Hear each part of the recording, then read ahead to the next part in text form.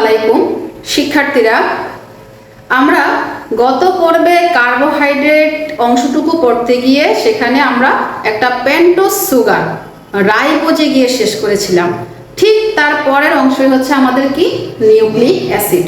তো এই nucleic acid বুঝতে হলে আমাকে আগে বুঝতে হবে কি নিউক্লিওসাইড কি এবং নিউক্লিওটাইড কি। তো নিউক্লিওসাইড যদি আমি পড়তে যাই তাহলে আমি বলবো যে ওই যে গত লেকচারে আমরা যে পেন্টোজ সুগার কি করেছিলাম, রাইবোজ কি বিটা ডি রাইবোজ অথবা বিটা ডি টু অক্সিরাইবোজ। তাহলে ওই যে কোনো একটা পেন্টোজ সুগার এবং নাইট্রোজেন বেস বা নাইট্রোজেন ক্ষার, এই নাইট্রোজেন ক্ষারের ঘনীভূত যৌগকে বলা হচ্ছে নিউক্লিওসাইড। তাহলে কি বললাম আমরা, যে একটি পেন্টোজ সুগার এবং একটি নাইট্রোজেন বেসের সমন্বয়ে ঘনীভূত যৌগকে বলা হচ্ছে কি আমাদের নিউক্লিওসাইড। তাহলে আমরা দেখো আমরা এই নাইট্রোজেন বেস যেগুলি পড়েছিলাম সেই নাইট্রোজেন বেসগুলি হচ্ছে দুই প্রকার, একটা হচ্ছে পিউরিন বেস, একটা হচ্ছে পাইরিমিডিন বেস। এই নাইট্রোজেন বেস, এই পিউরিন বেস আছে হলো দুইটা, একটা হচ্ছে এডিনিন, একটা হলো গুয়ানিন। আর পাইরিমিডিন বেস আছে আবার দুইটা, একটা হচ্ছে থায়ামিন, একটা হচ্ছে সাইটোসিন। এই চারটা নাইট্রোজেন বেসের আমরা আণবিক স্ট্রাকচার আঁকলাম। এখন বন্ধুরা আমরা এরপরে দেখব যে যখন আমরা ডিএনএ পড়ব সেই ডিএনএ এর ক্ষেত্রে আমাদের এই চারটা নাইট্রোজেন বেস ব্যবহৃত হবে, কিন্তু আমরা যখন আরএনএ পড়ব তখন কিন্তু এই থাইমিনের পরিবর্তে আরেকটা নাইট্রোজেন বেস ব্যবহৃত হবে, যেটাকে আমরা বলবো হচ্ছে ইউরাসিন। কেমন? তো এবার চলে আসি আমরা আমাদের নিউক্লিওসাইড। কি বললাম যে আমাদের যে রাইবোজ নিউক্লিওসাইডটা, তাহলে কি হবে, নিউক্লিওসাইডটা হবে কি হবে হচ্ছে সুগার, পেন্টোজ সুগার যোগ নাইট্রোজেন ক্ষার, নাইট্রোজেন বেস, এটা হবে কি আমার নিউক্লিওসাইড। তাহলে আমি নেই যে এরকম করে নিয়েছিলাম রাইবোজ, বিটা ডি রাইবোজ, এটা আমি লিখলাম কি বিটা ডি রাইবোজ। এটা নাম হচ্ছে beta D ribose, beta D ribose. অথবা আমি নিতে পারবো বিটা ডি টু অক্সিরাইবোজ। তবে আমি যখন ডিএনএ পড়ব তখন কিন্তু আমি নেব বিটা ডি টু অক্সিরাইবোজ।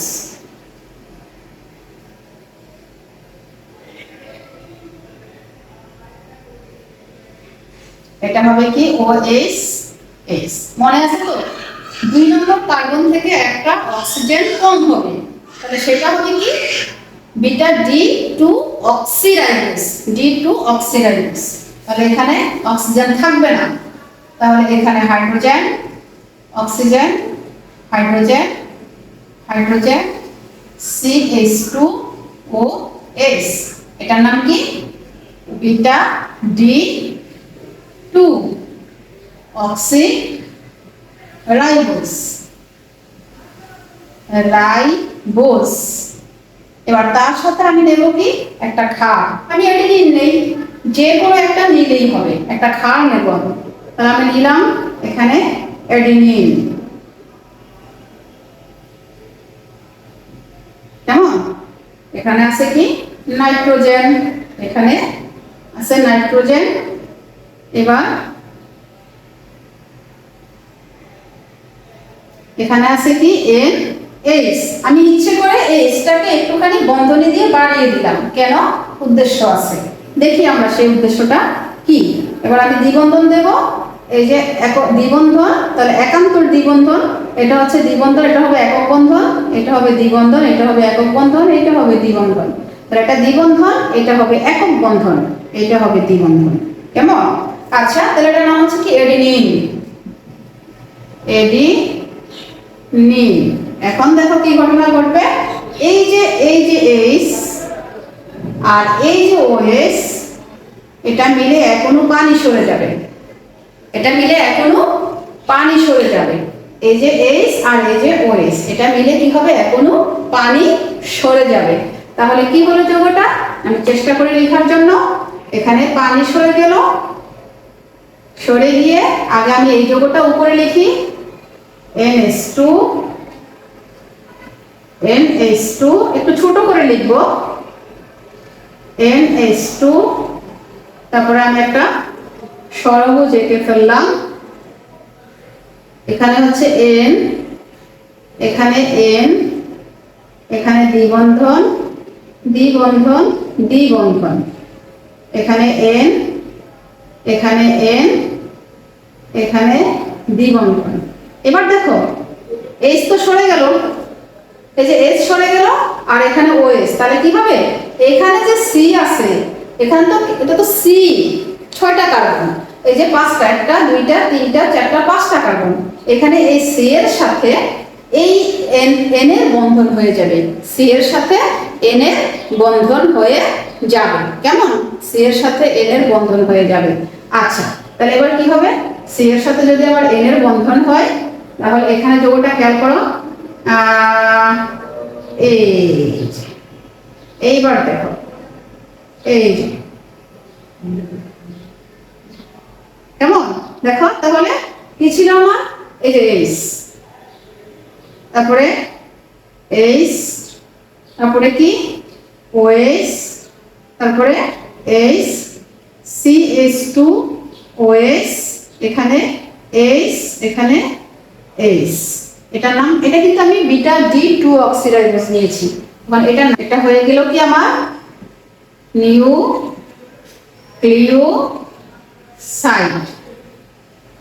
হয়ে গেল আমার নিউক্লিওসাইড। কেমন, নিউক্লিওসাইড। তাহলে কনসেপ্ট ক্লিয়ার বন্ধুরা, কি হলো আমাদের 5 কার্বন বিশিষ্ট সুগার এবং নাইট্রোজেন বেসের সমন্বয়ে যে যৌগটা উৎপন্ন হবে তার নাম হবে কি, নিউক্লিওসাইড। তো আমার এই নাইট্রোজেন বেস যে 5টা এখানে আছে, আমি 5টা লিখে ফেলেছি আণবিক সংকেত সহ। আমি কি করলাম, আমি বিটা ডি রাইবোজ দিলাম, অথবা এটা কি সংশ্লেষণ, এটা হচ্ছে হাওয়ার্ড কনফিগারেশন বা হাওয়ার্ড অভিক্ষেপ বা হাওয়ার্ড সংশ্লেষণ। তাহলে বিটা D2 অক্সিরাইবোজ নিলাম, এখানে নেওয়ার পরে সেখানে কি হলো, সাথে হচ্ছে আমি এডিনিন নিলাম। তাহলে এই দেখো বিটা D2 অক্সিরাইবোজের এখানে যে OH মূলক আছে হাইড্রোজেন, এই হাইড্রোজেনের সাথে ক্ষারের N এর যে H আছে, এটার সাথে কি হবে, এখান থেকে পানির অণু সরে যাবে, পানির অণু সরে গিয়ে সেখানে কি হবে, আমার এই C এর সাথে এই N এর বন্ধন হয়ে যাবে। দেখো এই C এর সাথে N এর বন্ধন হয়ে গেছে, তাই না, দিয়ে এই যে ঘনীভূত যৌগটা, এটা নাম হবে কি, নিউক্লিওসাইড। স্টুডেন্টস, এবার আমরা করব নিউক্লিওটাইড। কেমন, তো নিউক্লিওসাইড যদি আমি বুঝে যাই, তাহলে নিউক্লিওটাইড কিন্তু খুব একটা কঠিন না। আর মজার ব্যাপার কি জানো, এই নিউক্লিওটাইড হচ্ছে নিউক্লিক অ্যাসিডের পলিমার, নিউক্লিওটাইড হচ্ছে নিউক্লিক অ্যাসিডের মনোমার। তার মানে কি, অনেকগুলি নিউক্লিওটাইড পরস্পরের সাথে যুক্ত হয়ে নিউক্লিক অ্যাসিড গঠন করবে।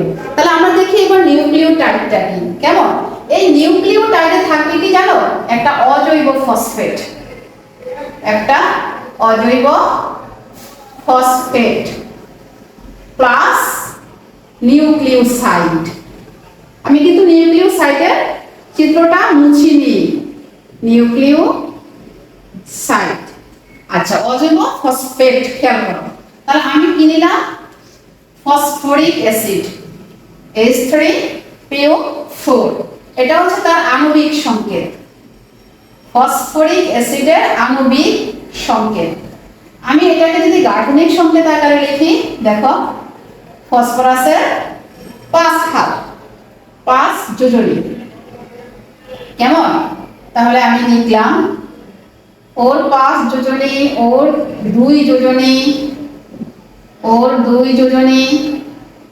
এবার কয়টা হলো আমার, অক্সিজেন হলো এখানে 4টা, এখানে হচ্ছে কত, 2টা। এই নাও 3টা, এবার আর একটা নাও, এইভাবে।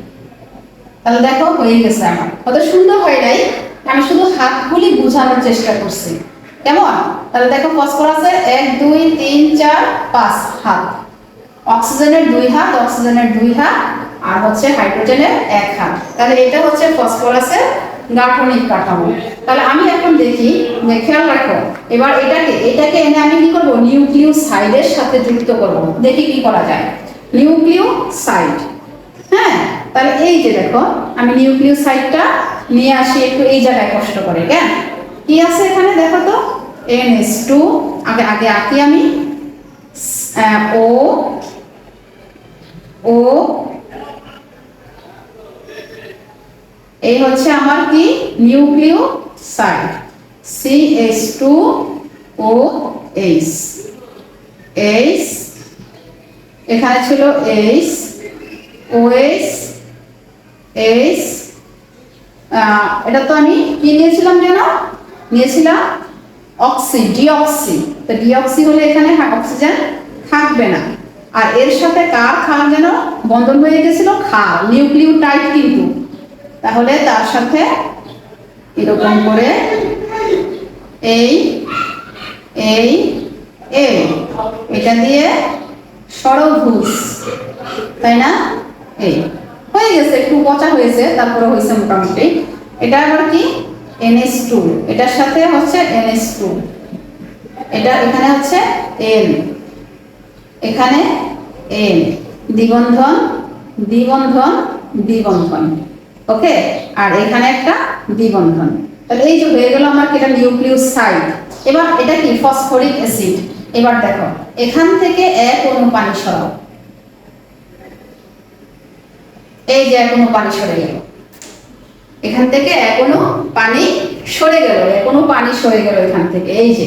তাহলে পানি সরে গেলে এবার কি হবে, একটা ঘনীভূত যৌগ হবে, হ্যাঁ, যার নাম হবে নিউক্লিওটাইড, যার নাম হবে কি নিউক্লিওটাইড। অজৈব ফসফেট, এই যে অজৈব ফসফেট প্লাস নিউক্লিওসাইড, এই যে নিউক্লিওসাইড, ওকে। তাহলে আমি আঁকি এবার একটু কষ্ট করে নিউক্লিওটাইডের গাঠনিক স্ট্রাকচারটা আঁকি, কেমন?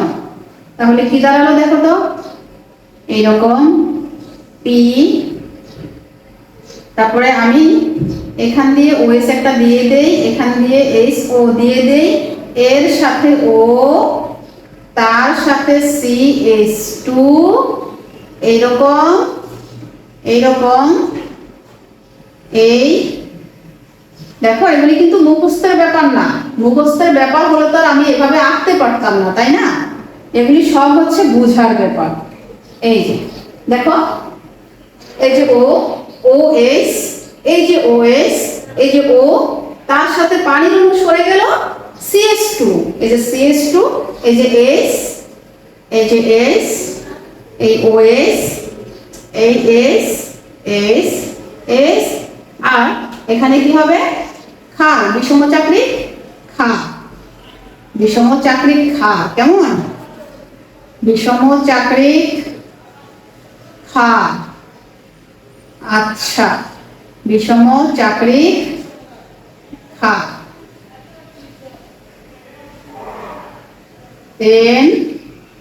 NH2, এবার কি N, তারপরে আর কি দ্বিবন্ধন হয়ে গেছে, হ্যাঁ। এটার নাম হচ্ছে কি নিউক্লিওটাইড, নিউক্লিওটাইড, নিউক্লিওটাইড, কেমন? নিউক্লিওটাইড। আমি যদি আরো ক্লিয়ার করে বলতে চাই, এটার নাম হচ্ছে কি এডিনোসিন 5 মনোফসফেট, এডিনোসিন,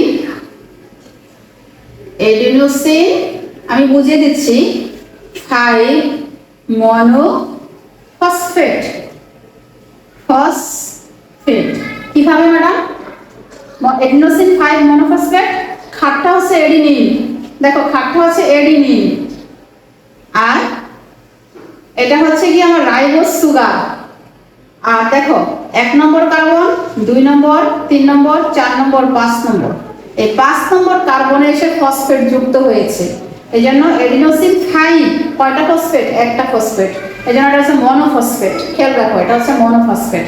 এইটা হচ্ছে নিউক্লিক অ্যাসিডের নিউক্লিক অ্যাসিডের মনোমার। মানে এইটা আমরা কি করব, একটার সাথে একটা যুক্ত করব, একটার সাথে একটা যুক্ত করব, হ্যাঁ হয়ে গেলে হয়ে যাবে কি, তখন এটার নাম হয়ে যাবে নিউক্লিক অ্যাসিড।